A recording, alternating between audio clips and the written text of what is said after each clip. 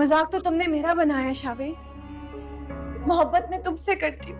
इस हफ्ते हमने अनाबिया और अवेस की मंगनी की रस्म रखी है और एंगेजमेंट में अपने कजिन के साथ करने जा रही हूँ। मैं तुमसे शादी नहीं कर सकता।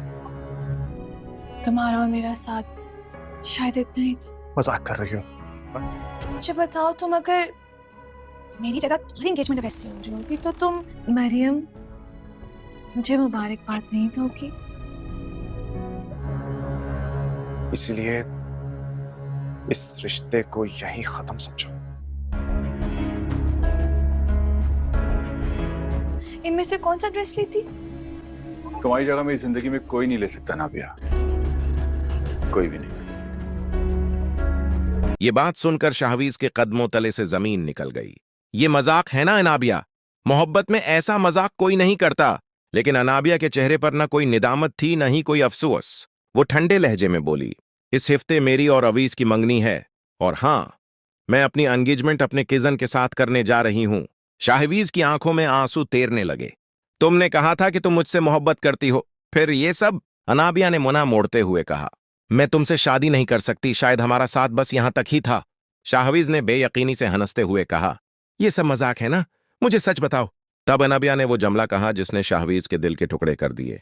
अगर तुम मेरी जगह होते और मेरी मंगनी हो रही होती तो क्या तुम मुझे मुबारकबाद न देते? इसलिए इस रिश्ते को यहीं खत्म समझो। दूसरी तरफ मरियम खामोशी से सब कुछ देख और सुन रही थी। उसका दिल चीख चीख कर कह रहा था कि अनाबिया ये सब जानबूझकर कर रही है। राबिया ने गुस्से से कहा, अनाबिया सिर्फ मरियम को नीचा दिखाने के लिए अवीस से मंगनी कर रही है। उसे जरा भी शर्म नहीं आती।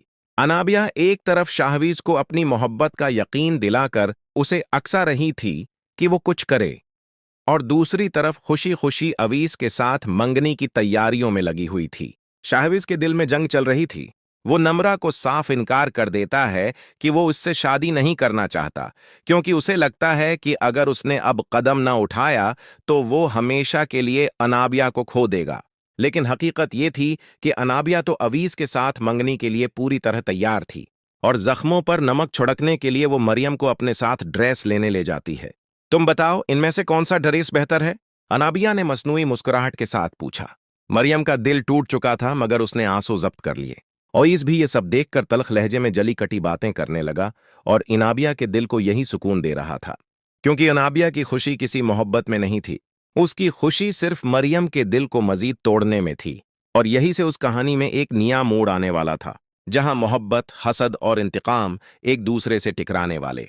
क्या वाकई मोहब्बत इतनी सस्ती होती है कि किसी को जलाने के लिए इस्तेमाल की जाए? दूसरी तरफ अनाबिया आईने के सामने खड़ी अपने मंगनी के जोड़े को देख रही थी। चेहरे पर मुस्कुराहट थी, मगर आंखों में हसद की आग जल रही थी। वो बड़बड़ाई, मरियम, आज तुमने जो तकलीफ महसूस की है ना, वो अभी कम है। मंगनी का दिन आ गया। घर रोशनियों से सजा हुआ था, कहकाए गूंज रहे थे, मगर मरियम के दिल में खामोशी का मातम बरपा था। वो सादा लिबास में एक कोने में बैठी सब कुछ